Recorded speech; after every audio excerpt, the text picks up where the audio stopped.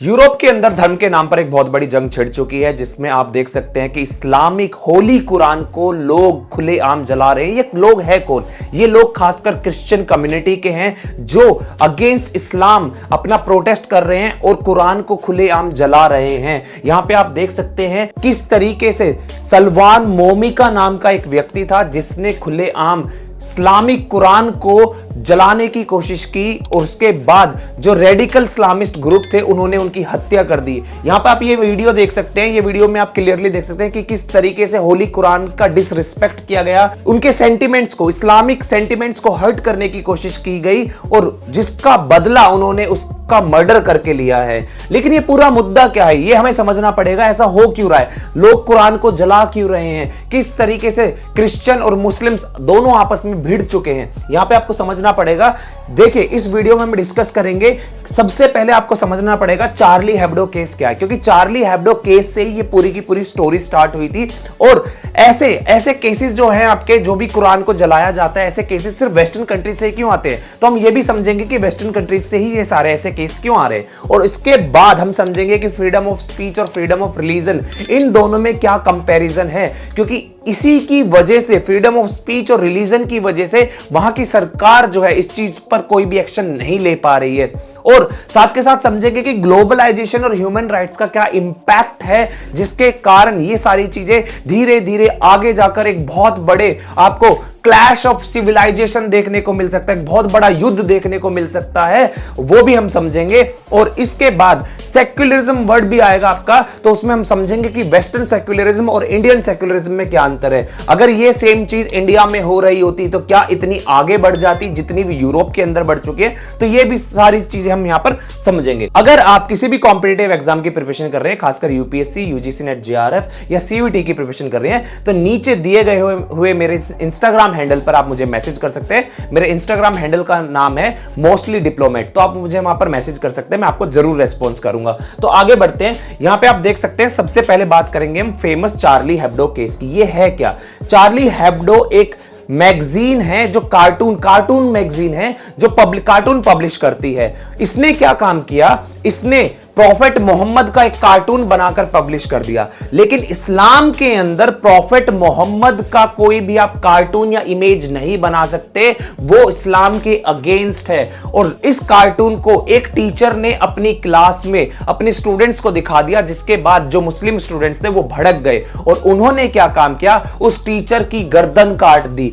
जिसके बाद आपको बहुत ज्यादा लोगों के अंदर आक्रोश और गुस्सा देखने को मिलेगा कि क्रिश्चियन कम्युनिटी के जो लोग थे वो भड़क गए और उधर जो कार्टून बनाया गया प्रॉफेट मोहम्मद का, उसको लेकर भी लोग भड़के हुए थे, तो दोनों आमने सामने आ गए। अब बात करते हैं सबसे मेन चीज। जैसे ही ये चीज हुई, उसके बाद क्रिश्चियन लोग और भड़क गए और उन्होंने क्या काम किया, उन्होंने कुरान को जलाना और स्टार्ट कर दिया। ये फ्रांस में स्टार्ट हुआ था, लेकिन ये धीरे धीरे स्वीडन में भी फैल गया और स्वीडन में भी कुरान को सभी के सामने आग लगानी स्टार्ट कर दी। जिसके बाद जो स्वीडन के अंदर मुस्लिम पॉपुलेशन रह रही थी, वहां पे जो रेसिडेंट थे, उन्होंने अपना प्रोटेस्ट करने के लिए जो स्वीडन का फ्लैग था उसको जलाना स्टार्ट कर दिया, अपने प्रोटेस्ट करने स्टार्ट कर दिए और सर तन से जुदा जैसे नारे भी आपको देखने को मिलेगा। और बहुत सारे लोगों की गर्दन भी काट दी, बहुत सारे लोगों का मर्डर भी कर दिया गया था वहां पे। अब इसके बाद जब ये चीजें होने लगी, तो साथ के साथ एक इंटरनेशनल नैरेटिव भी स्टार्ट हो गया कि लोग इस्लाम के अगेंस्ट है, लोग मुस्लिम्स के अगेंस्ट है और इस्लामोफोबिया, उन्होंने बोला कि इस इस्लामोफोबिया को रोके, इस्लाम के अगेंस्ट जो भी आपकी हेट्रेड है उसको रोके, वरना कुछ बहुत बड़ा गलत हो सकता है। नाउ इस पूरे प्रोटेस्ट में एक मेन मुद्दा यह था कि जो कुरान को जलाया जा रहा है उसको रोका जाए और जो प्रॉफेट मोहम्मद की जो कार्टून बनाया गया उसको हटाया जाए हर जगह से, तभी वो इस्लाम के फेवर में होगा। नाउ अब ये समझते हैं कि ये सब चीज वेस्टर्न कंट्रीज में क्यों हो रहा है, ये सारा का सारा यूरोप में ही क्यों हो रहा है। आपको सबसे पहले इसके लिए समझना पड़ेगा फ्रेंच रेवोल्यूशन। जब फ्रेंच रेवोल्यूशन 1789 से 1799 में हुआ था, तो वहां के लोगों की डिमांड जो थी ना, वो डिमांड थी लिबर्टी, इक्वालिटी, फ्रेटर्निटी की। लिबर्टी को फ्रीडम के साथ भी डिनोट किया जाता है, यानी कि लोगों को आजादी चाहिए थी। कौन सी आजादी? धर्म की आजादी, यानी freedom of religion, freedom of speech, इस तरीके की आजादी चाहिए थी। और फ्रीडम ऑफ रिलीजन से ज्यादा उन्हें फ्रीडम ऑफ स्पीच चाहिए था, जिसके बाद जैसे अगर आप किसी भी धर्म के बारे में बोलते हैं, कुछ भी बोलते हैं, तो वो आपकी फ्रीडम ऑफ स्पीच है, लेकिन साथ के साथ आपकी फ्रीडम ऑफ रिलीजन को भी वो हर्ट कर सकता है। वो आगे देखेंगे हम, बट मेन आपको ये समझना पड़ेगा कि ये फ्रीडम का कॉन्सेप्ट आया था, यानी कि हमें कुछ भी बोलने की आजादी है। अगर आप किसी के भी धर्म के बारे में कुछ भी बोलते हैं तो शायद दूसरे धर्म वाले बुरा मान सकते हैं, लेकिन western countries freedom of speech पर ज्यादा फोकस करती है। उससे चाहे किसी के भी सेंटिमेंट्स हर्ट हो, उनको कोई मतलब नहीं है, बट उनको बोलने की आजादी होनी चाहिए।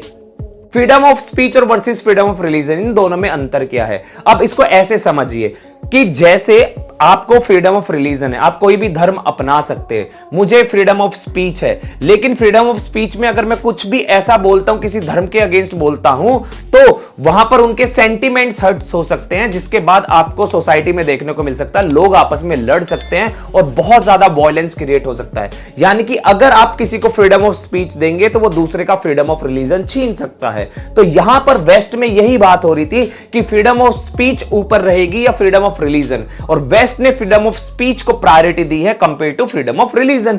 अब इंडिया की बात करें तो इंडियन कॉन्स्टिट्यूशन में आर्टिकल 19 के अंदर फ्रीडम ऑफ स्पीच मेंशन है और आर्टिकल 25 से 28 तक फ्रीडम ऑफ रिलीजन मेंशन है।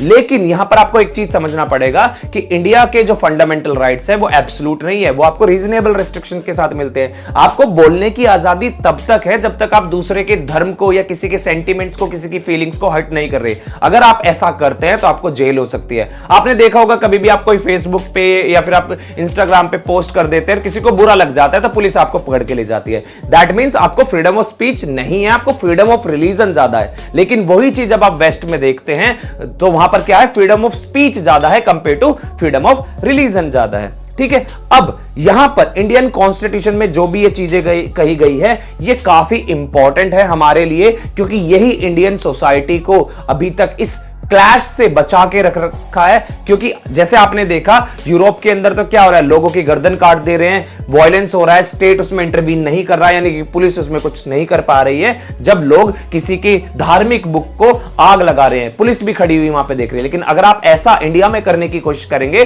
तो तुरंत पुलिस आपको पकड़ कर ले जाएगी।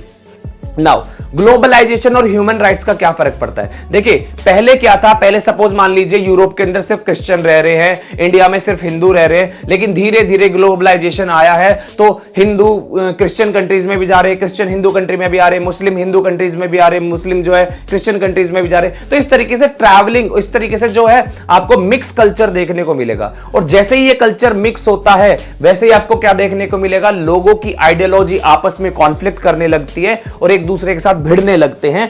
और इसमें ह्यूमन राइट्स बहुत सारे ऐसे होते हैं कि किसी कंट्री में, जैसे आपने देखा होगा कि बांग्लादेश में हिंदुओं के साथ, हिंदू माइनॉरिटीज के साथ कितना गलत होता है, आपने पाकिस्तान में देखा होगा वहां पर भी हिंदू माइनॉरिटीज के साथ कितना गलत होता है। तो उन सब के भी ह्यूमन राइट्स है। तो ये ह्यूमन राइट्स को भी प्रोटेक्ट करने के लिए अपनी कंट्री में क्या करते हैं, रहने की आजादी दे देते हैं, जिसकी वजह से भी वहां पे बाद में क्लैशेस स्टार्ट हो जाते हैं। जैसे आपने देखा होगा कि अफ्रीकन कंट्रीज के जो लोग हैं वो अमेरिका में जाते हैं तो वहां पर भी काफी क्लैश देखने को मिलता है, क्योंकि दोनों का कल्चर अलग हो जाता है।